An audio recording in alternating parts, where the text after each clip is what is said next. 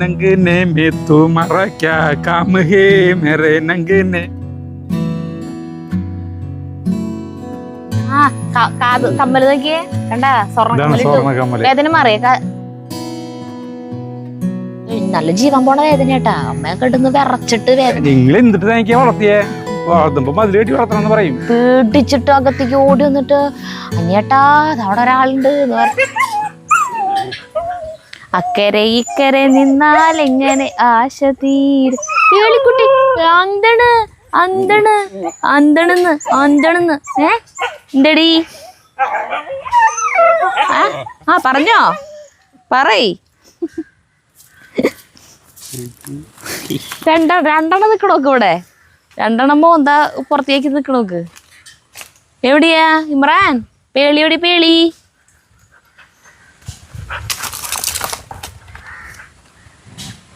അന്ന് പേളി ഇമ്രാനെ കടിച്ചു കുടഞ്ഞു. ഇപ്പൊ ഇമ്രാൻ അടുത്തേക്ക് വരുമ്പോഴേക്കും പേളി 4 കാലും മോളിക്കാക്കിട്ട് മലർന്ന് കിടക്കും പേടിച്ചിട്ട്.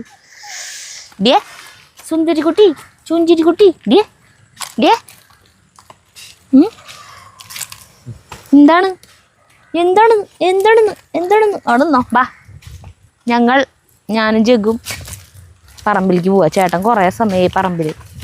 എൻ്റെ അടുത്തൊരു 4:30 ആകുമ്പോൾ ജഗ്ഗുവിനും കൂട്ടി ക്യാമറ ഓണാക്കിക്കൊണ്ട് വരാൻ പറഞ്ഞു. എന്തിനാണെന്ന് അറിയില്ല. കണ്ടാ ഈ വശം ഇവിടെ അങ്ങോട്ട് നോക്കി കാണിച്ചു കൊടുത്ത ജഗ്ഗു. ഇവിടെയൊക്കെ മൊത്തം നല്ല ക്ലീൻ അടിപൊളിയാക്കി. ഇതൊക്കെ ഇന്ന് രാവിലെ ചെയ്തതാട്ടാ. അതൊക്കെ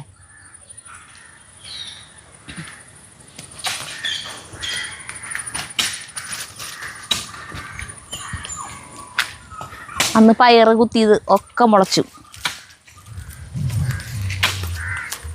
ചേട്ടൻ എന്താണ് ഒരു പുഞ്ചിരി?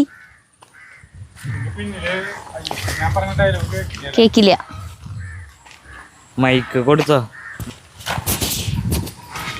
ഇവിടെ കൊറേ നേരം എൻ്റെ അടുത്ത് ഓടിയായിരുന്നു. ഇവിടെ പോണില്ല കൊറേ നേരം. ഞാൻ കളിക്കണോടത്തായിരുന്നു ഫുൾ ടൈം. പിന്നെ പിടിച്ച് പൂട്ടിയിട്ടില്ല എന്ന് ഉറപ്പത്. കാരണം ചേട്ടൻ്റെ അടുത്ത് നിൽക്കവള്. ഞാനിവിടെയൊക്കെ കളച്ച് വെടുപ്പാക്കി വളരെയേറെ മാറ്റങ്ങൾ വരുത്തിട്ടാ. നല്ല ഭംഗിയായി തുടങ്ങി. നീ ഈ ഭാഗം കൂടി ഇവിടെ ചാണം കാരണം ഇങ്ങനെ പുല്ലായി അല്ലേ? അല്ല ആ ഭാഗം വെടുപ്പാകാൻ പോണ്. അതിപ്പോ വെടുപ്പാക്കാൻ പറ്റില്ല. അല്ല വെടുപ്പാകല്ല. അവിടെ ഞാൻ കാലത്ത് കളക്കില്ലായിരുന്നു. അവിടെ നിറയെ പന്തലുകളാക്കി. നിറയെ എല്ലാ സാധനവും നട്ട് ഒക്കെ സെറ്റാക്കിണ്ട്. ഈ തവണത്തെ ഓണം കഴിയും. എന്ത് പച്ചക്കറി ആവുമ്പോ സാറില്ലേ? ഓണം കഴിഞ്ഞാലും നമുക്ക് ജീവിക്കണ്ടേ? ആരാ അല്ലായിരുന്ന? അതെ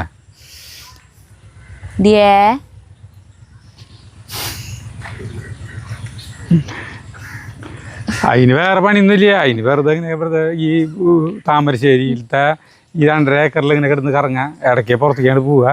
അങ്ങനെ കറങ്ങി ഇങ്ങോട്ട് വരാ. ഇതന്നെ പണി. ലോകമേ തറവാട്. സ്വാതന്ത്ര്യം ആഗ്രഹിക്കുന്നു. സ്വാതന്ത്ര്യം ആഗ്രഹിക്കുന്നതല്ല സരിത. അതിന്റെ മറ്റേ ആ ചേച്ചിയുടെ പേരുന്ന ഇതിനെ തന്ന് നമ്മള് കൊട്ടക്കാട് പോയിട്ട് എടുത്തു പോകണമെന്നില്ലേ? ആ ചേച്ചിയുടെ പേരുന്ന പാട്ട് പാടും. ആള് ബെസ്റ്റായിട്ട് പാട്ട് പാടുട്ടാ. എന്തൊരു രസം. ഗാനമേളക്ക് പാടാൻ പോണത്. നമ്മൾക്ക് ഈ ഇതിനെ കൊണ്ടുവരാൻ പോയില്ലേ ഞാൻ. ആ ചേച്ചി ആളെ പേരേ ആള് മറ്റേ മഞ്ഞ് വിരിഞ്ഞ പൂക്കളിലത്തെ എസ് ജാനകി പാടി പാട്ട് പാടിയിട്ടില്ല. ചേട്ടൻ എന്നെ കേൾപ്പിച്ചിട്ട് പറയും ഇത് എസ് ജാൻ ഇതാ ഒറിജിനൽ പാട്ട്. ആ ചേച്ചി നമ്മളെ പറ്റിക്കാൻ വേണ്ടിട്ട് അയച്ചെന്താന്ന് തോന്നുന്നുണ്ട്. കരയൊക്കെ വെച്ചിട്ട് പാടിയിട്ട് റെക്കോർഡ് ചെയ്ത് എനിക്ക് അയച്ചെന്ന് തോന്നുന്നു. അപ്പൊ ഞാൻ കേട്ടപ്പോഴുണ്ട് ശരിക്ക്. അതേനെ ഗാനമേളയ്ക്ക് പാടണവരൊരു കാര്യം ശ്രദ്ധിച്ചറിയാം. അവര് ആരെ പാട്ടാ പാടണ അവരെ അനുകരിക്കാൻ ശ്രമിക്കും. അത് അവരെ കുഴപ്പമില്ല. കേട്ട് പഠിച്ചേ അല്ല. അതില് വലിയ മെയിൻ കാര്യമുണ്ട്. ഗാനമേളയ്ക്ക് പാടുമ്പോ നമ്മളിപ്പോ യേശുദാസിന്റെ ശബ്ദത്തിലാണ് കേട്ടാന്ന് വെച്ചാൽ ആ ശബ്ദത്തിൽ കേൾക്കാനാണ് നമ്മൾ ആഗ്രഹിക്കുന്നത്. ഇപ്പോഴത്തെ നാവ് കൂട്ടിയടിച്ചു. ഇപ്പോഴത്തെ കാലത്തല്ല, പണ്ട് കാലം തൊട്ടിട്ട്. അപ്പൊ പിന്നെ അത് അതിന്റെ ഒറിജിനൽ കേട്ടാ പോരെ? വേറെ ആൾക്കാർ പാടണം. അത് ഇവര് പാടണം. ഇവരെ ശബ്ദത്തിൽ നേരിട്ട് കാണാൻ തന്നെ ഇഷ്ടം. നമ്മൾ ഗാനമേളയ്ക്കൊക്കെ പോകുമ്പോ അതേപോലെ ഈ ചാക്കോ, ഗണേശൻ ഇവരൊക്കെ പാട്ട് പാടുമ്പോഴല്ലേ ശരിക്കും. പീറ്ററൊക്കെ പാടുമ്പോ മറ്റേ കിഷോർ കുമാർ ഇവരൊക്കെ പാടുന്ന പോലെ മറ്റേ അമിതാഭ് ബച്ചന്റെ പാടില്ലേ, മേരെ നങ്കനെ മേ തുമറ ക്യാ കാം ഹേ മേരെ നങ്കനെ മേ. ആ പാട്ടൊക്കെ ഇല്ലേ ശരിക്കും പാടുമ്പോ അമിതാഭ് ബച്ചന്റെ ശബ്ദത്തിലാണ് പാടുന്നത് ശരിക്ക്. ഇസ്കി പിടി മോട്ടി ഗാവ് പെടാ നാം ഹേ ഇസ്കി അത് ഏത് പാട്ടാ?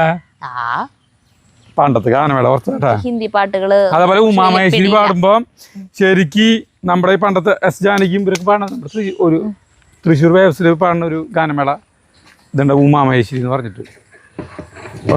ഒരു തവണ സരിത തൃശ്ശൂർ വേവ്സ് ആണ് ഇവിടുന്ന് ഗാനമേളയ്ക്ക് പോയിട്ടാ, ഇവിടുന്ന് കോയമ്പത്തൂർക്ക് ഗാനമേളയ്ക്ക് പോയി.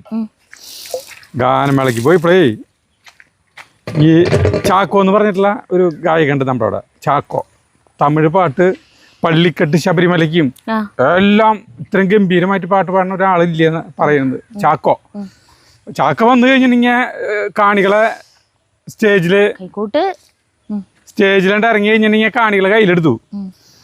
അപ്പോൾ ഒരു ഗാനമേളയ്ക്ക് ഒരു 25 അല്ലെങ്കിൽ 24 പാട്ടുണ്ടാവും ഒരു ഗാനമേളയ്ക്ക്. 2.5 മണിക്കൂർ 3 മണിക്കൂറിനുള്ളിൽ അത്രയും പാട്ടുണ്ടാവും. ആളുകൾ മറയും കിടന്നിട്ട്. അപ്പോൾ അമ്പലപ്പറമ്പിലും പള്ളിപ്പറമ്പിലൊക്കെ ഇങ്ങനെ അത്രയും. അപ്പൊ ഇവരെ ഇവിടേക്ക് പോയി, അപ്പൊ ഇവിടേക്ക് പോയി കോയമ്പത്തൂർക്ക് പോയി. അപ്പൊ കോയമ്പത്തൂര് മല്ലീശ്ശേരി ഒക്കെ ഭയങ്കര ഫോമുള്ള ഗാനമേള ട്രൂപ്പാണ്. കോയമ്പത്തൂർ മല്ലീശ്ശേരി ഒക്കെ പണ്ടുള്ളവർക്ക് അറിയാം. അതുപോലെ മൂവാറ്റുപുഴ ഏഞ്ചൽ വോയിസ് ഒക്കെ ഭയങ്കര ടീമായിരുന്നു. അവരൊക്കെ വരുന്ന വെച്ചിട്ടുണ്ടെങ്കിൽ ഈ വിടിരായപ്പന്റെ കഥാപ്രസംഗത്തിന്റെ പോലെ തന്നെയാണ്. അത്രയ്ക്കധികം മണ്ണിങ്ങനെ വാരി എറിഞ്ഞ് കഴിഞ്ഞിട്ടുണ്ടെങ്കിൽ ഇതില്ല അത്രയ്ക്ക്. എന്നിട്ട് അവിടെ ചെന്നിട്ട് തൃശ്ശൂർ വേവ്സിലത്തെ ബാക്കിയുള്ള പാട്ടുണ്ട് ഉമാമഹേശ്വരി. പെണ്ണായിട്ട് പാടുന്നത് ഉമാമഹേശ്വരിയാണ്. ഉമാമഹേശ്വരി തമിഴും ഹിന്ദിയും മലയാളം ഒക്കെ പടയ്ക്കും അടിപൊളിയിട്ട്. ചാക്കോ തമിഴുണ്ട് ആള്.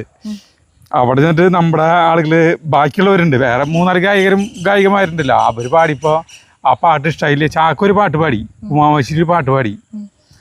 ഈ അതോട് കൂടിയിട്ട് പിന്നെ എന്താ വെച്ചിട്ടുണ്ടെങ്കിൽ ആളുകൾക്ക് ബാക്കിയുള്ളവരെ പാട്ട് വേണ്ട, ഇവരെ പാട്ട് മാത്രം മതിയെന്ന്. അങ്ങനെ 3.5 മണിക്കൂറാ 24 പാട്ട് 23 പാട്ടാ 22 പാട്ട് ഇവര് തുടർച്ചയായിട്ട് പാടി എന്ന് പറയുന്നത്. ഇതിപ്പോ പറയാൻ എന്താ കാരണം എനിക്കറിയില്ല. പണ്ടെടുത്ത തേങ്ങരം മൂട് നമുക്ക് ഒരു 5:30 വന്നാൽ മതിയായിരുന്നു ജഗ്ഗു. ആ പേളിയുടെ കാര്യം ഞങ്ങൾക്കേ ഒരു കമന്റ് വന്നു കേട്ടാ. ആ കമന്റ് ഞാൻ കാണിച്ചു തരാം. അത് എന്തുട്ടാ നമ്മുടെ വീഡിയോയില് പട്ടീരെ കമന്റ് കാണിക്കുന്നില്ലേ? അല്ല പട്ടീരെ കമന്റ് കാണിക്കുന്നില്ലേ, പട്ടീരെ വീഡിയോ ഒന്നും കാണിക്കുന്നില്ല കേട്ടാ. അപ്പം അതിൽ ഒരു കമൻ്റ് ആണ് കേട്ടാ. അത് നിങ്ങൾ വായിച്ച് കേൾപ്പിച്ച് കഴിഞ്ഞാൽ എനിക്ക് സമാധാനമുള്ള. അല്ലല്ല, ഒരു 3-4 ദിവസം മുമ്പുള്ള വീഡിയോയിലാണ് കേട്ടോ. അപ്പോൾ അതിലിപ്പോൾ ഒരു അനില ജേക്കബ് എന്ന് പറഞ്ഞിട്ടുള്ള ഒരു ചേച്ചിയാണ്, അനിയത്തിയാണ്, ആരാന്നറിയില്ല, അത് എഴുതി വന്നു കേട്ടാ. ചാർലിയെയും ഇമ്രാനെയും ചങ്ങലിൽ പൂട്ടിയിടുന്നത് ശരിയാണെന്ന് എന്ന് തോന്നുന്നില്ല. സ്വാതന്ത്ര്യത്തോടെ എല്ലാവരോടും ചേർന്ന് പോയേനെ. ഇമ്രാൻ കണ്ടിട്ട് പേടിച്ച് നിൽക്കുന്ന പോലെ തോന്നി, പാവം, അത് ഇപ്പോഴും കുട്ടിയാണ്. ഇത്രയും കാലം എല്ലാവരും കോമ്പൗണ്ടിൽ ഫ്രീ ആയിട്ട് എല്ലാവരും ചേർന്ന് പോയിരുന്നു. കെട്ടിയിടുന്ന പട്ടികളുടെ എനർജി പിന്നെ അത് ദേഷ്യമായി മാറും. പിന്നെ ആരെ കിട്ടിയാലും കടിക്കും. അവരെ ന്യൂട്ര ചെയ്തിട്ട് ഫ്രീ ആയിട്ട് കോമ്പൗണ്ടിൽ വിട്ട് വളർത്തു, എല്ലായിടത്തു നിന്നും ഫുഡും കിട്ടും എന്ന് പറയുന്നതിന്. അപ്പോഴേ ഇതിൽ ഒരു കാര്യം ഞാൻ പറയാനേ ആഗ്രഹിക്കുകയാണ്. വാ, അവിടേക്ക് പോവാം. ഇവിടെ നിന്നിട്ട് പറയാം.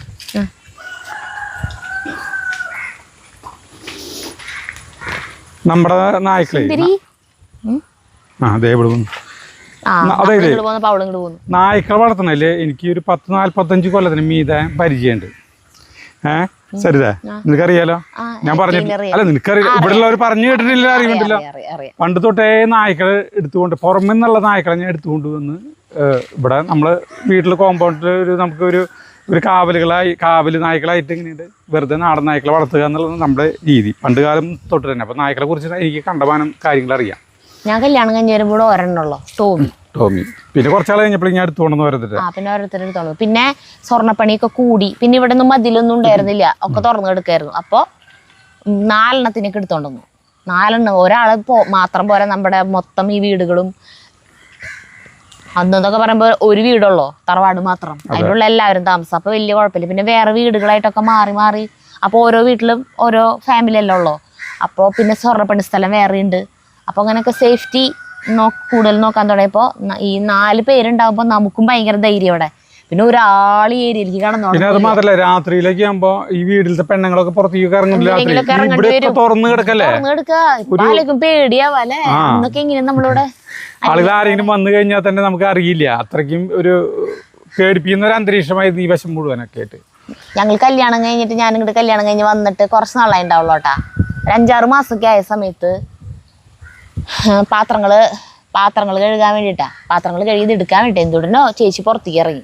പുറത്ത് ഗ്രില്ലല്ലോ അന്നായിരുന്നേ, അല്ല ഞങ്ങളുടെ ബാക്കിലത്തെ ഇറയം ഇങ്ങനെ തിണ്ണയ്ക്ക് ഇട്ട് കിടക്കായിരുന്നു. അപ്പോൾ ഒരാള് ബീഡി വലിച്ചിട്ട് പോയില്ലേ, അതുപോലെ തോന്നി ചേച്ചിക്ക്.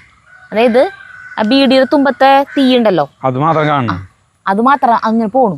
ചേച്ചിയോ പേടിച്ചിട്ട് അകത്തേക്ക് ഓടി വന്നിട്ട് അനിയേട്ടാ അവിടെ ഒരാളുണ്ട് എന്ന് പറഞ്ഞിട്ട് പിന്നെ ചേട്ടനും ചേട്ടനും കൂടി പുറത്തൊക്കെ ഇറങ്ങി അവിടെയൊക്കെ പോയി നടന്നു നോക്കി, ആരും കണ്ടില്ല. അവിടെയൊക്കെ തുറന്നു കിടക്കുക, അയാൾ പോയി ഉണ്ടാവും. എന്നിട്ട് ചേച്ചിക്ക് തോന്നിയതാണോ ഒന്നും അറിയില്ല. അല്ല അങ്ങനെയൊക്കെ നമുക്ക് പട്ടികൾ ഉണ്ടാവുമ്പോ ധൈര്യമായിരുന്നു. അതങ്ങനെ ഇത് അപ്പോൾ നമുക്ക് എന്താ വെച്ചിട്ടുണ്ടെങ്കിൽ ഈ നായ്ക്കളെ ഞാൻ വളർത്തുന്നതെന്ന് പറഞ്ഞിട്ടുണ്ടെങ്കിൽ നമുക്ക് വീട്ടിലത്തെ ഒരു പ്രൊട്ടക്ഷനാണ്. രാത്രിയിലെ ഒരു ഇവരുടെ അവിടെ എന്തെങ്കിലും ആരെങ്കിലും കണ്ടു കഴിഞ്ഞാൽ കുറച്ച് കഴിഞ്ഞിട്ടുണ്ടെങ്കിൽ അതൊരു സമാധാനമാണ്, ആളുകൾക്ക് പേടിയാവും തന്നെയാലും. അപ്പോൾ ഈ നമ്മൾ ഇമ്രാനെയും ഇവനെയും ഈ ചാർലിനെയും കിട്ടിയപ്പോൾ ഞാൻ ഇപ്പോൾ പുറത്തേക്ക് പോകാണ്ടിരിക്കാൻ ഇപ്പോൾ എന്ന് വെച്ചിട്ടുണ്ടെങ്കിൽ പുറത്ത് കണ്ടമാനം നായ്ക്കളൊക്കെ ആയിട്ട് ഇടപഴകി കിടന്ന് വല്ല പേയകളൊക്കെ തേങ്ങി മാങ്ങി ഉണ്ടായി കഴിഞ്ഞിട്ടുണ്ടെങ്കിൽ പുലിവാലാവും ചെന്ന് ഇപ്പോൾ നമ്മൾ ഈ ചുറ്റും ഇത് കെട്ടി ഒരു സംരക്ഷണം തെരുവുനായ്ക്കളുടെ പ്രശ്നം ഭയങ്കര ഇപ്പോഴാണെങ്കിൽ നമുക്ക് ഓരോ കുട്ടികളും ഇവരൊക്കെ പോകുമ്പോൾ വലിയ ആളുകളായാലും കാര്യമൊന്നുമില്ല, ഓടി വന്ന് കടിക്കുകയാണ്. ഒരെണ്ണം വന്നിട്ട് ഓടി വന്ന് കടിക്കുകയാണ്. അപ്പോൾ അങ്ങനത്തെ ഉണ്ടായി കഴിഞ്ഞിട്ടുണ്ടെങ്കിൽ നമുക്ക് ഉടമസ്ഥർക്കാണ് ഇപ്പോൾ കുറ്റെന്ന് ഹൈക്കോടതി പറഞ്ഞിട്ടുണ്ട്. അതായത് ഉത്തരവാദിത്തം ഏറ്റെടുക്കുന്നത് ഉടമസ്ഥരാണ്. പുറമെ വീട്ടിൽ നിന്നിട്ട് നായ്ക്കള് കടിച്ചിട്ടുണ്ടെങ്കിൽ പേളിനെ എടുത്തോണ്ടിരുന്നതിനേക്കാളും മുന്നേ ചാർലി മാത്രമുള്ള സമയത്ത് ചാർലിനെ പൂട്ടിയിട്ടുണ്ട്. ഇപ്പൊ പൂട്ടി തുടങ്ങില്ല. അപ്പൊ ഒരു ദിവസം ഫ്ലിപ്കാർട്ടിന്റെ ആള് വന്നപ്പോ അല്ല പേളിയുണ്ട്, അപ്പോ പേളിയുണ്ട്, പൂട്ടിട്ട് തുടങ്ങിയിട്ടില്ല. ഇവരിങ്ങനെ തുറന്നുകൂടെ നടക്കായിരുന്നു. ഫ്ലിപ്കാർട്ടിന്റെ ഒരാള് ഇവിടെ സമയത്ത് ഓടിപ്പിച്ചിട്ട് അയാൾ പേടിച്ചിട്ട് സ്റ്റക്കായി. അയാൾക്ക് അങ്ങോട്ട് എടുക്കാനും പറ്റില്ല, ഒന്നും പറ്റില്ല. അയാൾ ഇങ്ങനെ സ്റ്റക്കായി. ചിലര് ആക്സിലേറ്റർ ഒറ്റ ഇതിൽ തോന്നിയ സ്ഥലത്ത് കൊണ്ട് ഇടിച്ച് കയറ്റുകയോ ചെയ്യും. ഇയാൾക്ക് പക്ഷെ സ്റ്റക്കായി. ഇയാൾ അവിടെ നിന്നു. ഇവൻ വണ്ടി കയറി. വണ്ടി അയാളുടെ ബാഗില്ലേ ഇതിലൂട്ടി ഇവ കളക്കിനോടി അയാളായില്ല. പക്ഷെ ബാഗ് കൊണ്ട് കടിച്ചില്ല. പിറ്റേ ദിവസം തൊട്ട് നമ്മള് പൂട്ടിയിടാൻ തുടങ്ങി. ശരിയാവില്ല എന്ന് മനസ്സിലായി. ഇത് പ്രശ്നമാവല്ലോ. എനിക്കിത് അനുഭവം ഉണ്ടായെന്ന് പറഞ്ഞു കഴിഞ്ഞാലേ നമ്മുടെ ജീവിതത്തിലുള്ള ഒരു സംഭവമാണ് കേട്ടാ. 1989-90 ആ സമയത്ത് കേട്ടാ. ആ സമയത്ത് എന്ന് പറഞ്ഞിട്ടുണ്ടെങ്കിൽ ഞങ്ങളുടെ വീട്ടിൽ എല്ലാ ചേട്ടന്മാരും ഓട്ട് കമ്പിയിൽ പണിക്ക് പോവുക, ഓട് ഉപയോഗിക്കാനായിട്ട്. അപ്പോൾ ഷാജേട്ടൻ ഒരു കമ്പനിയിൽ, അനിലേട്ടൻ വേറെ കമ്പനിയിൽ, ചെറിയേട്ടൻ വേറെ കമ്പനിയിൽ, വലിയേട്ടൻ വേറെ കമ്പനിയിൽ, അച്ഛൻ വേറെ 2 കമ്പനിയിൽ ഒരേ സമയം. 5 പേര് 6 കമ്പനിയിൽ. അച്ഛൻ 2 കമ്പനി ഒരേ സമയത്തേക്ക് പോയി ഓടുന്നു ആ സമയത്ത്. അതൊക്കെ മരത്താകരിയാണ്. ഇവിടുന്ന് ഏകദേശം ഒരു 3 കിലോമീറ്റർ അകലേക്ക് പോകണം നമ്മൾ.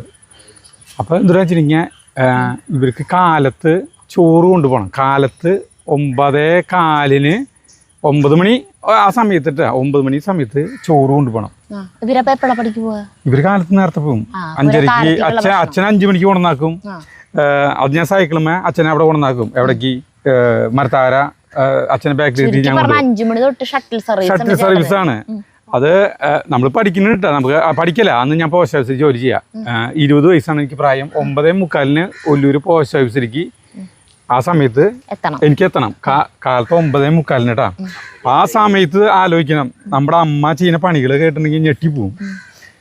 ഈ ഇത്രയും പേർക്ക് കാലത്തുള്ള കഞ്ഞി, ചോറ്, പിന്നെ പാല് കറന്ന് കുപ്പിയിലാക്കണം.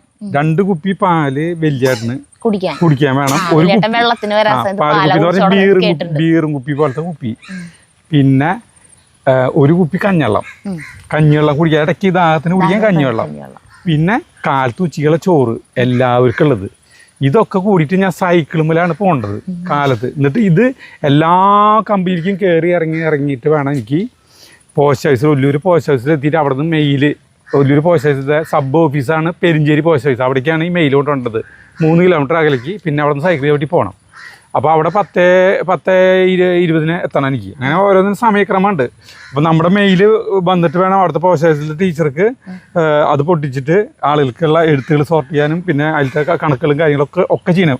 ഓഫീസിൻ്റെ പ്രവർത്തനം ആരംഭിക്കുമെങ്കിൽ ഇവിടുന്ന് ഇതെത്തണം. അപ്പോൾ എൻ്റെ ഷെഡ്യൂള് എൻ്റെ മറ്റേ ബിസി ഇത് മനസ്സിലായില്ല. അതായത് അപ്പം ഞാൻ കാലത്ത് ചോറ് കൊണ്ടുപോകുന്നത് എങ്ങനെയാ വെച്ചിട്ടുണ്ടെങ്കിൽ ഈ സൈക്കിളിൻ്റെ ഇപ്പുറത്ത് ഒരു 2 കൊട്ട, ഫ്രണ്ടിൽ 2 സഞ്ചി, എല്ലാത്തിലും ചോറും അതും അത്രയ്ക്ക് ലോഡായിട്ടാണ്. ഈ പോണ വഴിക്കാൻ ഈ സൈക്കിൾ അങ്ങനെ പഞ്ചറായി കഴിഞ്ഞാൽ കഴിഞ്ഞു. പഞ്ചറായി കഴിഞ്ഞാൽ വഴിയിൽ സൈക്കിൾ അവിടെ ഒരു പഞ്ചർ സ്ഥലങ്ങളൊക്കെ ഉണ്ട്, എയറടിക്കുന്ന സ്ഥലങ്ങളൊക്കെ ഉണ്ട്. അന്ന് സൈക്കിളാണല്ലോ മെയിൻ ഈ യാത്രാ വണ്ടി. ആ സമയത്ത് പഞ്ചറായി കഴിഞ്ഞു. മഴ പെയ്ത് കഴിഞ്ഞാലോ ഈ കൈ ഇതിൽ പിടിച്ച് കുടയും പിടിച്ചിട്ട് ഈ ഒറ്റ കൈമ ബാലൻസ് പിടിച്ച് ഈ വെട്ടും സൈക്കിള് ഈ ബാക്കിലൊക്കെ ലോഡ് കണക്കിന് രാവിലത്തേക്ക് ഉച്ചക്കിലേക്കുള്ള ഭക്ഷണം പാലും കുപ്പിയും എല്ലാ വക സാധനങ്ങളായിട്ട് ഇതൊക്കെ. പിന്നെ ഞാൻ ചോറ് കൊണ്ടുപോകാറില്ല, ഞാൻ അവിടുന്ന് കഞ്ഞി കുടിച്ചിട്ടാണ് പോകുന്നത്. പിന്നെ ഉച്ചയ്ക്ക് ഞാൻ എൻ്റെ ശേഷത്തെ പണി 2:30 ആകുമ്പോഴേക്കും കഴിയും. അപ്പം ഞാൻ അവിടെ വന്നിട്ട് കഴിക്കുക. അപ്പം ഇങ്ങനെ പോകുമ്പോൾ എന്താ വെച്ചിട്ടുണ്ടെങ്കിൽ ഈ ആദ്യത്തെ ഓട്ട് കമ്പനി എന്ന് പറഞ്ഞു കഴിഞ്ഞാൽ ബ്ലേസ് എന്ന് പറഞ്ഞൊരു ഓട്ട് കമ്പനി ഉണ്ട്. അതിൽ ഷാജൻ ചേട്ടനാണ് പണിയുന്നത്. ആ ഓട്ട് കമ്പനി എന്ന് പറഞ്ഞിട്ടുണ്ടെങ്കിൽ ഇത് മെയിൻ റോഡാണ്. ആ റോഡിൽ നിന്ന് ഇങ്ങനെ ഉള്ളിലേക്ക് ഒരു 300 മീറ്ററോളം, ഒരു 250 മീറ്ററോളം ദൂരത്തേക്ക് ഉള്ളിൽ പോയിട്ടൊരു കാട് പോലത്തെ സ്ഥലത്താണ് ഈ ഓട്ട് കമ്പനി. വലിയ ഓട്ട് കമ്പനിയാണ്, ഒരു 2-3 ഏക്കറിലെ സ്ഥലത്തിലൊരു ഓട്ട് കമ്പനി. അപ്പോൾ ഇതിൻ്റെ ഈ മതിൽ 2 സൈഡ് ഇങ്ങനെ മതിൽ കെട്ടി പോയിരുന്നത്. ഈ വഴിയിൽ അപ്പുറപ്പുറം മതിൽ കെട്ടിയിട്ട് ഒരു നേരെ വഴി. അപ്പോൾ ഈ അറ്റത്ത് ഓട്ട് കമ്പനി അറ്റത്താറുമ്പോൾ ഇതിങ്ങനെ നിൽക്കും. ഇതിങ്ങനെ ഒരു ഇറക്കം പോയിട്ട് ഇങ്ങനെ ഒരു കയറ്റാണ് ഇതിന്. എന്നിട്ട് ഓട്ട് കമ്പനിക്ക് കയറുന്നത്. അപ്പോൾ ഈ ഇതിൻ്റെ ഇപ്പുറത്ത് ഈ ഇവിടെ എത്തുമ്പോൾ മതിലൊക്കെ പൊളിഞ്ഞെടുക്കുന്നുണ്ട്. ഇപ്പുറത്തും മതിൽ പൊളിഞ്ഞെടുക്കുന്നുണ്ട്, ഇപ്പുറത്തും മതിൽ പൊളിഞ്ഞെടുക്കുന്നുണ്ട്. ഇവിടെ കെസ്സിൻ്റെ കുറേ ഈ വീടുകളുണ്ട് അങ്ങോട്ട് നീയിട്ട് അവിടേക്ക്. ഇവിടെ എന്ന് പറഞ്ഞിട്ടുണ്ടെങ്കിൽ ഒരു ചെറിയൊരു ഒരു കുഞ്ഞൊരു ഓലക്കുടിലും ഓലയും ഒക്കെ ചേർന്നിട്ടുള്ളൊരു ഓടിട്ട വീടുണ്ട്. അവിടെ ഒരു പട്ടിയുണ്ട്. പട്ടി എവിടെ നിന്നാണോ ആ സാധനം വന്നപ്പെട്ടത്, ഒരു അപ്രതീക്ഷിതമായ ഒരു ദിവസത്തിൽ ഒരു നായ, ഒരു ചുക്കിലി പോലത്തെ സാധനം. ഞാൻ ചോറായിട്ട് ഇങ്ങനെ ഇത്രയ്ക്ക് ദൂരത്തിൽ ഇങ്ങനെ ധൃതിപ്പെട്ട് വരാണ്. ഈ സാധനം എന്നെ കണ്ട വഴിക്ക് കുറച്ചെൻ്റെ അടുത്തേക്ക് വന്നു. അപ്പം ഞാൻ ആദ്യമായിട്ട് കാണുന്നത് ഈ സാധനത്തിനെ. അപ്പോൾ അവരുടെ വീട്ടുകാർ വിളിച്ചാലും അത് നിൽക്കണില്ല. അത് എൻ്റെ അടുത്ത് കുറച്ച് വന്നപ്പോൾ ഞാൻ ഇറങ്ങി. ഫുഡല്ല, അതിനെ കടിക്കാനാണ്, ആളുകളെ പേടിപ്പിക്കാനാണ്. അപ്പോൾ കുരയ്ക്കാണ്ടപ്പോൾ ഞാൻ ഇറങ്ങി കഴിഞ്ഞപ്പോൾ പിന്നെ ആൾക്ക് അത്രയ്ക്കാണ്. പക്ഷെ ഇറങ്ങി കഴിഞ്ഞപ്പോൾ എനിക്ക് ഈ കയറ്റം ഇങ്ങനെ തള്ളി കൊണ്ടുവന്ന് പറഞ്ഞാൽ ഭയങ്കര ബുദ്ധിമുട്ട്. ഞാൻ സമയം പിടിച്ചിട്ടാണ് വരുന്നതേ, കയ്യിൽ സമയം പിടിച്ചിട്ടാണ് വരുന്നത്. എത്ര സ്ഥലത്തേക്ക് പോയിട്ട് വേണമെന്നറിയോ ഇവിടേക്കകത്തിറങ്ങി. അങ്ങനെ ഞാൻ ഈ ഇറങ്ങി തള്ളി ചോറ് കൊണ്ടുപോയി കൊടുത്തു. തിരിച്ചു വരാണ്. തിരിച്ചു വരുമ്പോൾ ഇവൻ ഇവിടെ നോക്കിയിട്ടുണ്ട് തന്നെ. അപ്പോൾ ഇവിടെ എത്തുമ്പോൾ എനിക്ക് തള്ളാനേ പറ്റുള്ളൂ. വടി കയ്യിൽ ഏതെങ്കിലും വടി പിടിച്ചാൽ കല്ല് പിടിച്ചാൽ ചവിട്ടി പോയി കഴിഞ്ഞിട്ടുണ്ടെങ്കിൽ നമ്മുടെ കാലുമൂക്ക് വന്ന് കടിക്കും. അങ്ങനെ ഞാൻ ഒരു 2-3 ദിവസം അപ്പം ഞാൻ ഇവനോട് പറഞ്ഞു, ചേട്ടനോട് പറഞ്ഞു. അപ്പം ഞാനിങ്ങനെ വരുന്ന സമയത്ത് ഇവൻ ചേട്ടൻ അവിടെ വന്ന് നിൽക്കും. അപ്പം ആ കല്ലെടുത്ത് പിടിച്ച് നിൽക്കുമ്പോൾ ചേട്ടനെ കാണുമ്പോൾ അവൻ അവിടെ ഈ നായ ഇങ്ങോട്ട് വരില്ല. അങ്ങനെ ഒരു ദിവസം ഞാൻ ചോറ് കൊണ്ടുപോയി കൊടുത്തിട്ട് ഇവിടേക്ക് ചോറ് കൊണ്ടുപോയി എടുത്തിട്ട് ഇങ്ങോട്ട് തിരിച്ചു വരാണ്. തിരിച്ചു വരുമ്പോൾ ഈ നായനെ കാണാല്ലേ, നായനെ കാണാനില്ല. അപ്പോൾ ധൈര്യമായിട്ട് വെച്ചിട്ട് ഞാൻ സൈക്കിൾ ചവിട്ടില്ലേ, ഈ നായില്ലേ ഇപ്പുറത്ത് പൊളിഞ്ഞെടുക്കണില്ലേ, ഈ മതിലിൻ്റെ അവിടെ ഒളിച്ചിരിക്കണ്ടായിരുന്നു. ഇതൊരു വരവും. ഞാൻ പിന്നെ ആ സൈക്കിൾ ഒരു 100-250 മീറ്റർ ദൂരം പോയത്. എൻ്റെ സൈക്കിൾ ഈ ചോറും കൊട്ടേ ഇത് നല്ല ഭംഗിയുള്ള ടാറിട്ട വഴിന്നല്ല, കല്ലുകളും ഇതൊക്കെ കളിമണ്ണും ഇതൊക്കെ റോഡൊക്കെ പോണ വഴിയായിരുന്നു. അയ്യോ, എന്നെ കടിച്ചത് കൊന്നാനെ. അവിടെ എത്തുമ്പോഴേക്കും ഇതില് എന്തോ ഇതിന് കാല് കഴിക്കാൻ. ഞാൻ അത്രയ്ക്കും മരിച്ചിന് ഇവിടത്തെ ഉസൈൻ ബോൾട്ട് പോലും പോവില്ല അത്രയ്ക്ക് സ്പീഡില് സൈക്കിളുമേ, അല്ലാണ്ട് എന്തൊട്ട് നിർത്തി. അപ്പൊ പക്ഷെ ഏറ്റവും രസം എന്താ വെച്ചിട്ടുണ്ടെങ്കിൽ പിറ്റേ ദിവസം നായനാരാണ്ട് അവിടെ ഉള്ളൊരു കൂടി തല്ലി കൊന്നു. എന്നെ ഓടിപ്പിക്കുന്നത് എന്തോ കണ്ടോ എന്തുകൊണ്ടാന്ന് എനിക്കറിയില്ല, അതിന് തല്ലി കൊന്നു. അതെല്ലാവരും കടിക്കാൻ പോവാ, മനസ്സിലായ. അപ്പൊ ചേട്ടനെ അപ്പൊ അന്നത്തെ തിളക്കത്തില് മറ്റേ പഞ്ചവർണ്ണത്തിന്റെ പട്ടി ഓടിപ്പിക്കണത് ഓർമ്മ. അതൊക്കെ നിസ്സാരം. അത് മറ്റേ റോട്ട് വീലർ പോലത്തെ മറ്റേ നായിന്, പഠിപ്പുള്ള നായിന്. അത് പഠിപ്പുള്ള നായിന് അതിന് പറഞ്ഞു കഴിഞ്ഞാൽ നിൽക്കും, ഈ വീട്ടുകൾ നിൽക്കൂ. അപ്പൊ എന്താ വെച്ചിട്ടുണ്ടെങ്കിൽ നമുക്ക് നായരെ ഭീകരാവസ്ഥകൾ പല പല സന്ദർഭങ്ങളുണ്ടായിട്ടുണ്ട്. ഇവിടുന്നൊക്കെ വരുമ്പോൾ ചെറിയേട്ടനും അല്ലേട്ടനും സിനിമ കഴിഞ്ഞ് ഓട്ട് കമ്പനിയിൽ പണി കഴിഞ്ഞ് വരുമ്പോഴേ രാത്രി 12 മണിക്ക് ഓട്ട് കമ്പനിയിൽ പണി കഴിഞ്ഞ് വരാം. അതുപോലെ അവർ അന്ന് എല്ലാ കമ്പനിയിലും ഉണ്ടായിരുന്നില്ല കേട്ടോ. അവർ മറ്റേ സെൻറ്റ് പീസ് എന്ന് പറഞ്ഞ ഓട്ട് കമ്പനിയിൽ നിന്ന് പണി കഴിഞ്ഞ് വരുമ്പോൾ നായ്ക്കൾ ഓടിപ്പിച്ചു. ഒരു കൂട്ടം നായ്ക്കൾ, 3-4 നായ്ക്കൾ. 2 പേരുണ്ട്. പക്ഷേ ഇവരെന്താ ചെയ്തെന്ന് വെച്ചിട്ടുണ്ടെങ്കിൽ ആ പള്ളി കോളനിയിലെ ഒരു മതിലുണ്ട്, ആ മതിൽമ കയറി നിന്നു നായ്ക്കളൊക്കെ അടിയിൽ. അപ്പോൾ ആളുകൾ വല്ലവരും വരാണ്ട് ഈ നായ്ക്കളെ ഇവര് കല്ലെറിഞ്ഞാലൊന്നും പോവില്ല, മുകളിൽ നിന്നിട്ട് ഒന്നും ചെയ്യാൻ പറ്റില്ല. ആ സമയത്തിന് നമ്മുടെ വീട്ടിലുള്ളവരൊക്കെ ഇവര് ശിവരാമണ്ണ അവരൊക്കെ സിനിമ കഴിഞ്ഞ് രാത്രി സെക്കൻഡ് ഷോ കഴിച്ചിട്ട് മറ്റേ കൂട്ടനിലൊരു ഈ ഇവിടുന്ന് സിനിമ തിയേറ്ററിൽ നിന്ന് സിനിമ കഴിഞ്ഞ് വരുന്നു. അപ്പോൾ അതുകൊണ്ട് ഇവിടെ ഇവര് രണ്ടുപേര് മതിലുമ കയറിക്കണം. അപ്പൊ എന്താ നിങ്ങൾ ഇവിടെ ചോദിച്ചപ്പോ അവിടെ ഇവരെ കണ്ടപ്പോ പട്ടിയിൽ പോയി. അപ്പൊ നാണക്കേട് പറഞ്ഞേ ഞങ്ങൾ പൂവ് പൊട്ടിക്കാനും കയറിയതാന്ന് പറഞ്ഞ് അങ്ങനെ രക്ഷപ്പെട്ടു. മനസ്സിലായ? അങ്ങനെ ഇവരൊപ്പം കൂടെ പോന്നു. അത് ഞാൻ മുന്നേ പറഞ്ഞിട്ടുണ്ടോന്ന് അറിയില്ല. അപ്പൊ പല നായ്ക്കൾ എന്ന് പറഞ്ഞാൽ ഭയങ്കര ഭീകരന്മാരാണ് നമ്മൾ വീട്ടിൽ വളർത്ത. അപ്പൊ ഞാൻ ഇന്നാളിപ്പോ ഇവിടുത്തെ ഈ പേളിയുടെ ഇതുകള് ഞാൻ ജഗുവിനെ സ്കൂളിൽ കൊണ്ട് നോക്കാൻ പോകുമ്പോ 3 എണ്ണം ഞങ്ങൾ പിന്നീട് വന്നു. മനസ്സിലായ? കടിക്കാൻ വേറെ ഒന്നും വേണ്ട. അപ്പൊ ഈ അനില ജാക്കബ് പറയുന്നത് ഈ നായ്ക്കളെയൊക്കെ ഇവിടെ കോമ്പൗണ്ടിൽ മുഴുവൻ വളർത്തി നിരത്തിയിട്ട് ഇവിടേക്ക് എന്തോരം പേര് വരുന്നുണ്ടെന്ന് അറിയും. ഒരു ദിവസം ഫ്ലിപ്കാർട്ട് പണിക്കാർ പല ആളുകൾ നമ്മളെ കാണാൻ വരുന്നവര് എല്ലാവരും ഇവരൊക്കെ വരുമ്പോ ഈ നായ്ക്കളെ കഴിച്ചിട്ട് പണ്ടത്തെ പോലെ അല്ല, ധാരാളം പേര് ഇങ്ങനെ വരുന്നുണ്ട്. ഡെലിവറി ചെയ്യാൻ തന്നെ എത്രയോ പേരെ വരണേന്ന് അറിയും. നമ്മുടെ വീട്ടിൽ പിള്ളേരാണ് ഈ സ്വിഗ്ഗി സൊമാറ്റോ അങ്ങനത്തെ ഫുഡ് ഓർഡർ ചെയ്യും, അവര് വരും. അങ്ങനെയൊക്കെ ഡെലിവറിക്കാര് വരും കുറെ പേര്. അപ്പൊ ഇവരൊക്കെ കടിച്ചു കഴിഞ്ഞിട്ടുണ്ടെങ്കിൽ സമാധാനം പറയണ്ടേ? നമ്മള് എളുപ്പമല്ല. നായ്ക്കളെ വളർത്തുന്നതൊക്കെ കാണാനൊക്കെ ഭയങ്കര സുന്ദരമായിരിക്കും, മറ്റാണ് ഭയങ്കര മോമെന്റ്സാണ് താങ്ങിനെ മാങ്ങിയെന്ന് പറയും. അതൊന്നും നമുക്ക് ഒറിജിനലായിട്ട് ജീവിതത്തിൽ നമുക്ക് പാലിക്കപ്പെടാൻ പറ്റില്ല. ചില കാര്യങ്ങൾ കടിച്ചു കഴിഞ്ഞിട്ടുണ്ടെങ്കിൽ ഈ വക സ്വഭാവം ഒന്നും ആയിരിക്കില്ല ആളുകളുടെ. അപ്പൊ നിങ്ങൾ എന്തിട്ട് തനിക്ക് വളർത്തുമ്പോൾ മതിൽ കെട്ടി വളർത്തണമെന്ന് പറയും. ഇപ്പൊ നമ്മളിപ്പോ ഇത് കെട്ടിയ കാര്യം പറ്റിയുള്ള പുറത്തേക്ക് കാണില്ല. അപ്പൊ അനില ജാക്കബിനോട് കാര്യം പറയണം. നിങ്ങൾക്ക് പുറമെന്ന് നിങ്ങൾക്ക് പലതും പറയാൻ പറ്റും. നമ്മുടെ ഇമ്രാനും ചാർലി നമ്മുടെ അവര് പുറത്തേക്ക് പോവില്ല. അതായത് നമുക്ക് അല്ല, ഞാനും ജഗും നടന്നു വരുമ്പോ ഇവിടെ റോട്ടില് പേളി, അപ്പുറത്ത് ചാർലിയും ഇമ്രാനും നിന്നിട്ട് എന്തിട്ടൊക്കെയോ വർത്താനം പറയാ. ഭയങ്കര വർത്താനം പറയുന്നുണ്ട് 3 പേരും കൂടി. അപ്പൊ പണ്ടത്തെ കാലമല്ല. കടിച്ചു കഴിഞ്ഞിട്ടുണ്ടെങ്കിൽ പണ്ടത്തെ കാലമല്ല, ഇതിന് മുന്നും ഇവിടേക്ക് വന്നിട്ട് 2-3 പേരെ കടിച്ചിട്ടുണ്ട്. അതിനൊക്കെ പൈസ കൊടുക്കാനും അവരെ പിന്നീട് നടക്കാനും നമ്മളെ തന്നെ ഉണ്ടായിട്ടുള്ളൂ. വേറൊരാള് പോലും വരില്ല. ഒരാള് ചേട്ടനാണല്ലോ നായ്ക്കൾ എടുത്തോണ്ടിരാറ്. അപ്പൊ അവറ്റങ്ങൾ എന്തിട്ട് ഒപ്പിച്ചാലും ചേട്ടനാണ് അതിന്റെ ഇത് വരാറ്, ഉത്തരവാദിത്തം വരാറ്. അപ്പൊ കടിച്ചവർക്ക് പൈസ കൊടുക്കാനായാലും അവരോട് അവരെ കാലൊക്കെ പിടിച്ചിട്ട് സമാധാനം പറയണ്ടേ. കടിച്ച പെലപ്പ പിന്നെ പറ്റുള്ള ഇഞ്ചക്ഷൻ ചെയ്യുന്ന കാരണം. പക്ഷെ ഇവരുടെ ലോകം മുഴുവൻ കറങ്ങി നടക്കുന്ന കാരണം ഈ ഇഞ്ചക്ഷനൊന്നും ചിലപ്പോ ഫലപ്രദാവില്ലേ. പിന്നാളെ ഒരു കുട്ടി മരിച്ചത്, കുട്ടി ഇഞ്ചക്ഷൻ ചെയ്ത നായായിരുന്നു. പക്ഷെ അത് പുറത്തു പോയി കറങ്ങുന്നുണ്ട്. അപ്പൊ നമ്മൾ അങ്ങനത്തെ ഒരു ഭീകരാവസ്ഥ ഈ നായ്ക്കളെ വളർത്തുന്നതിൽ കാര്യങ്ങളുണ്ട്. ഞാൻ എന്തുതന്നെയായാലും ഈ നായ്ക്കളെ അഴിച്ചിട്ട് വളർത്താൻ ഉദ്ദേശിക്കുന്നില്ല. പിന്നെ നായ്ക്കളെ നല്ല അനുസരണശീലം വളർത്താനായിട്ട് നമുക്ക് പേടിപ്പിക്കണ്ടോ അല്ലെങ്കിൽ നമുക്ക് ഇതൊക്കെ ഇപ്പം ഞാൻ അങ്ങനെയൊക്കെ ഇങ്ങനെ തുറപ്പിച്ച് നോക്കുമ്പോൾ അവൻ പേടിച്ച് നിൽക്കുന്നത് അതൊക്കെ നായ്ക്കളെ പഠിപ്പിക്കുന്നതിൻ്റെയും മുറ്റുള്ള അനുസരണശീലത്തിൻ്റെ ഒരു ഭാഗമാണ് ചേച്ചിയെ. നിങ്ങൾക്ക് അറിയില്ലായിരിക്കും. അപ്പോൾ ഞാൻ ഇങ്ങനത്തെ കാര്യം നിങ്ങളോട് പറയുകയാണ്. ഞങ്ങൾക്ക് ഇങ്ങനത്തെ ഒരു കമന്റ് കാരണം ഇപ്പൊ സമയം തോരം പോയി ചേട്ടൻ്റെ കഥ. ചേട്ടനൊരു കാര്യം കാണാൻ നോക്കിയിരിക്കുക കഥ പറയാനല്ലേ. വരൂ, ഇവിടുത്തെ പണികളൊന്ന് കാണിച്ചു തരാം.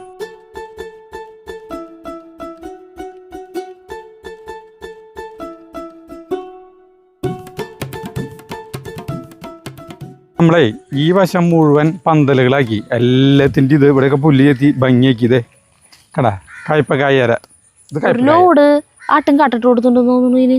ലോഡ് ആട്ടും കാട്ടുന്നില്ല, അതിൻ്റെ ഉള്ളിൽ ആട്ടും കാട്ട പുല്ല് ചെത്തി കൂട്ടിയിട്ട് ആട്ടും കാട്ടത് ഈ മറ്റേ സാധനം പടവലങ്ങ അതിൻ്റെ പന്തൽ കൈയോടെ ഇട്ടുട്ടാ. ഞാൻ ഒന്നിനും വേയിപ്പിക്കുന്നില്ല. ഇത് ചതുരപ്പയറിൻ്റെ പന്തൽ കണ്ട, ഇത് കയറി തുടങ്ങി കണ്ട ചതുരപ്പയർ. ഇത് ചരക്കേര പന്തൽ, ഇങ്ങോടി ചരക്കേര പന്തൽ. അതിൻ്റെ ഇടയിലൊരു കയ്പക്കായര നട്ടിട്ടുണ്ട്. രണ്ടാളും നല്ല സ്നേഹത്തിൽ ഒത്തൊരുമോട് കൂടി പൊക്കോളും. ഇത് നമ്മുടെ പിന്നെ ഇപ്പം കയറി പോകണ്ട പോണപ്പോക്കണ്ട. ഇത് നമ്മുടെ ഈ കോവക്കായ. അപ്പം അങ്ങനെ പന്തലുകൾ ഒക്കെ ഈ സൈഡിലേക്ക് ആക്കി. പിന്നെ അവിടെ ഒരു പന്തലിട്ടുണ്ട്. ഇനി 2 പന്തൽ കൂടിയുള്ള ബാലൻസ്. ബാക്കിയൊക്കെ കഴിഞ്ഞ് 7 പന്തൽ കൂടി ഇട്ടു. ഇനി ഇവരൊക്കെ നന്നായി. പിന്നെ ഇവിടെയൊക്കെ നിറയെ നോക്കിയാൽ വെണ്ടക്കായി നട്ടു കണ്ട. വെണ്ട എല്ലാം മുളച്ചു അല്ലേ? അല്ല കുഴിച്ചിട്ട് കണ്ട വെണ്ട നട്ടു. പിന്നെ പച്ചമുളകിൻ്റെ ഒരു 3 തൈ മറ്റത് വാങ്ങിച്ചു കൊണ്ടു നോക്കിയേ. ഇതേ 3 തൈ കണ്ട കൊലയിട്ടുള്ള പച്ചമുളകില്ലേ കണ്ട. ഭയങ്കര എരിവുള്ളതാട്ടോ ചേട്ടാ. കണ്ട അത് 3 തൈ ഇത്രയ്ക്ക് വലിപ്പത്തിലുള്ള തൈ തന്നെയാണ് വാങ്ങിച്ചു കൊണ്ടു കേട്ടാ. നമ്മളത് എനിക്ക് പച്ചമുളക് നമ്മുടെ അവിടെ ഇല്ല. അപ്പോൾ പിന്നെ അവള് കണ്ടപ്പോൾ 3 തൈയാണ് വാങ്ങിച്ചു. അല്ല ചേട്ടാ അവിടെ നമ്മൾ പോട്ട് പൊട്ടിക്കാറ് നമ്മുടെ പച്ചമുളകുകൾ ഇവിടെ നിന്നോടന്ന് ചേട്ടാ വലിച്ചു കളഞ്ഞത് അത് കുറ്റികളായില്ലേ. അങ്ങനെ ഭംഗിയാക്കി. കൊള്ളിക്ക് ഉഷാറായില്ലല്ലോ. അത് ഉഷാറാവും. അതിന് ഞാൻ ഉഷാറാക്കാൻ പോണ്. അയല്ല ചേട്ടാ വേറെ ചെയ്യാനുള്ള ഇട്ടേക്കണേ. ഞാൻ കാർന്നരാന്ന് ആ ചെയ്യിടുമ്പോ എല്ലാവരും കാർന്നരെന്ന് പറയല്ലേ. ആ കാത് കമ്മല് നോക്കിയേ കണ്ടാ സ്വർണ്ണ സ്വർണ്ണ കമ്മലിട്ടു. കമ്മല്. വേദന മാറിയ ചെവിയില് ആ ചെറുതായിട്ടിട്ട് നല്ലത്. റിങ് ആട്ടേക്കണേട്ടാ. ഇതെത്ര? കാത് കുത്തിയപ്പോ ചെയ്യാൻ മാറ്റി ഷുമാക്കറിന്റെ ചെയിൻ എടുത്തിട്ടു. ഷുമാക്കറിന് ആ ചെയിൻ കൊടുത്താ അല്ല ചേട്ടൻ ചെയിൻ. അതെ പക്ഷെ അതല്ലേ സ്വർണ്ണം തൂക്കം കൂടുതല്. അത് നോക്കിട്ടൊന്നുമില്ല. അത് തൂക്കം കുറച്ച് മോതിരങ്ങളും വേണം, കുറച്ച് 2 കൈച്ചേനും വേണം. അത് കൂടി എടുക്കരുന്നില്ലേ? മോതിരം ഇരിക്കണ്ടേ, അത് ഇടാനൊരു മൂഡ് തോന്നില്ലേ. മോതിരം ഇടാൻ പറ്റില്ല. കായിക്കോട്ട് കളിക്കുന്നവർക്ക് മോതിരം ഇടാൻ പറ്റില്ല. കൈച്ചേൻ ഇടാം. വണ്ണം കുറവന്റെ അപ്പൊ ഇങ്ങോട്ട് ഊർന്നു വരുള്ളൂ. അല്ലെങ്കിൽ ഏതരം ആൾക്കാര് കാരണമാരെന്ന് പറയാ ചെയ്തിടും. ഇനി അല്ല ചേട്ടനെ ആരും കാർന്നിരുന്ന് വിളിക്കരുത് എന്ന് ഈ അവസരത്തിൽ നമ്മൾ ചെറുപ്പക്കാരാന്ന് വിളിക്കണം. ചെറുപ്പക്കാരാ അങ്ങനെ വിളിക്കണം. ചെറിയേട്ടനെയാണെങ്കിൽ ഫ്രീക്കെന്നും വിളിക്കും, അല്ല ചേട്ടനെ കാർന്നവരെന്നും വിളിക്കും. എന്തുട്ടാ പറിച്ചോണ്ടോണേ? മറ്റേത് ഈ പൊന്നാങ്കണ്ണി ചീരാന്ന് പറയില്ലേ പണ്ടത്തെ, കോഴിക്കിട്ട് കൊടുക്കാനാ? ഞാനാണെങ്കിൽ ഇവിടെ കളയ്ക്കാൻ വരായിരുന്നു. ഇനി ഏത് നിമിഷം ഇവിടെ വെടുപ്പാക്കപ്പെടും. അതന്നെ ഈ ഭാഗം കൂടെ ഉള്ളോ? ബാക്കി ഒരു വിധമൊക്കെ വൃത്തിയായി. അല്ല അവിടെയൊക്കെ ഒരു വിധം കഴിഞ്ഞു തുടങ്ങി. ഇനിയിപ്പോ അവിടെയൊക്കെ പന്തല് മുഴുവൻ നട്ടു. പന്തല് മുഴുവൻ വെച്ചു എല്ലാം. അല്ല ചേട്ടന് പണിയിലെത്താറ് എന്തായി? കൃഷി സ്ഥലം സൂപ്പറായി തുടങ്ങിയ ഇല്ലേ? ഒരു സ്റ്റാർട്ടിങ് ഇടുന്നില്ലേ. പുല്ല് നിറഞ്ഞു കഴിഞ്ഞാ പിന്നെ നമുക്ക് ആ വശതി കിടക്കാൻ തോന്നില്ല. പൊന്നാങ്കണ്ണി ചീരയാണ് ദേ ഇവിടെ അടിപൊളി ചേട്ടാ. കോഴികൾക്ക് ഭയങ്കര ഇഷ്ടം അത്. അല്ലേ അത് പൊന്നാങ്കണ്ണി ചീരയില്ല. അവിടെ തന്നെ നിന്നോട്ടെ. ഇവിടെ തോന്നു പല്ലിന്റെ ഇട കുത്തിയിട്ടാണല്ലേ ചേട്ടൻ വരുന്നേ? ഏതാ? അതെ അതെ. അത് പഞ്ചസാരയും നാളികേരം കഴിക്കണം. രസം ഉണ്ടാവില്ല തന്നെ. ഇതിവിടെ ഞാനേ കഴിഞ്ഞ ആഴ്ച അതൊക്കെ കഴിഞ്ഞ ആഴ്ച കൊള്ളിത്തെറി നടനാ. അപ്പൊ ചവറ് കൂടെ നിറച്ച് ആക്കി മഴ പെയ്തപ്പോ അപ്പൊ ഓടി വിടുന്നു. ഇതൊന്ന് ശരിയാക്കട്ടെ തരുതാ. ഇതിൽ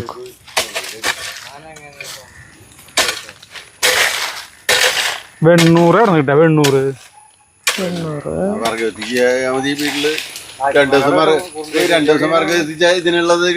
അല്ല വെണ്ണൂറ് കൊള്ളിക്ക് നല്ല വെണ്ണൂറാ. വെണ്ണൂറുണ്ടോ അവരുടെ? കൊള്ളിക്ക് വെണ്ണൂറാ നല്ലത്. കൊള്ളിക്ക് വെണ്ണൂറ്, പയറിന് വെണ്ണൂറ്. അല്ല ചേട്ടന്റെ സുമോ കൊള്ളി എന്തായി? ഇതുപോലെ വെള്ളം നിന്നിട്ട് വേണ്ട കൊള്ളിന്റെ ഇവിടെ വരെ വെള്ളം നിന്നോ. എന്റെ സുമോ നിൽക്കണ കാണിക്കാട്ടിക്ക് നല്ലത്. അതിന്റെ അവിടേക്ക് ഞാൻ പോകണുള്ളപ്പോ പോവാൻ പറ്റില്ല. ചാണലായിരുന്നു നടന്നത് അപ്പുറത്ത് മുഴുവൻ. ഉയർത്തി മണ്ണിട്ട് ഉയർത്തി കൊടുത്താൽ മതി. ഇതുപോലെ മഴ വരുന്ന വല്ലവർക്കും ഇതുണ്ട്. ഇതുപോലെ അല്ല നമ്മുടെ അവിടെ എന്തായാലും വെള്ളം വന്നൊക്കെ പോവാറുള്ളതല്ലേ. പപ്പയൊക്കെ പോയില്ല. അല്ലാതെ ഒന്നുമില്ല ഉണ്ടായി. ഞങ്ങൾ കാണിക്കാനായിട്ട് വരാനും ഒന്നുമില്ലാന്ന് പറഞ്ഞിട്ട് കാണിക്കാൻ വേണമെങ്കിൽ ചെണ്ടുമല്ലി വെച്ചില്ലേ? നോക്കി സാർ കുമ്പളങ്ങ കണ്ടു പടുമുളത്തെ കുമ്പളങ്ങനെ പ്ലാവും അതിനൊരു ചേട്ട കെട്ടി കൊടുക്കാം അല്ലേ? ഈ പ്ലാവിലേക്ക് കയറ്റാം. അതിന് എന്തായാലും ഈ കുമ്പളങ്ങ ഈ പ്ലാവിലേക്കാണ് പടരട്ടെ.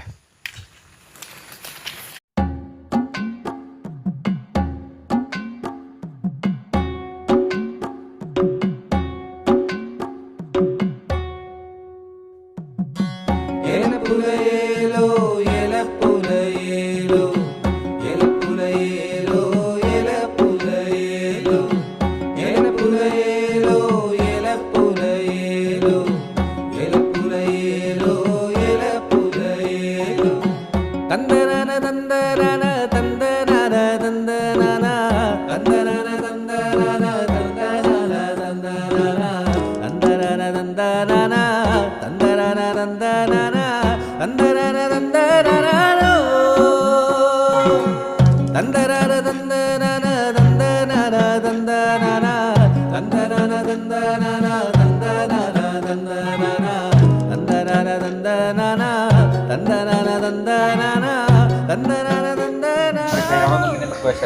ഇതിൽ പൂട്ടിയാൻ സമ്മതിക്കില്ല. മൂത്തിക്ക് നോക്കി നിക്കത്. ആ ആളുണ്ട് ഇവിടെ ഗേറ്റ് തുറന്നുട്ടാ. ഗേറ്റ് തുറന്നപ്പോഴുണ്ട് ഇവിടെ വന്നിട്ട് സരിത അറിയത് വന്നു. അപ്പൊ ശരിക്ക് അവിടെ ഇതിങ്ങേണ്ടി ഇരുന്നിട്ട് മൂത്തിക്ക് ഇങ്ങനെ നോക്കിയിരിക്കും ഇവള്. അതങ്ങനെ പാവം തോന്നുന്നത് ഇങ്ങനെ ഭയങ്കര ദയനീയമായിട്ട് നമ്മുടെ മുഖത്തേക്ക് എന്നെ നോക്കിയിരിക്കും. ആ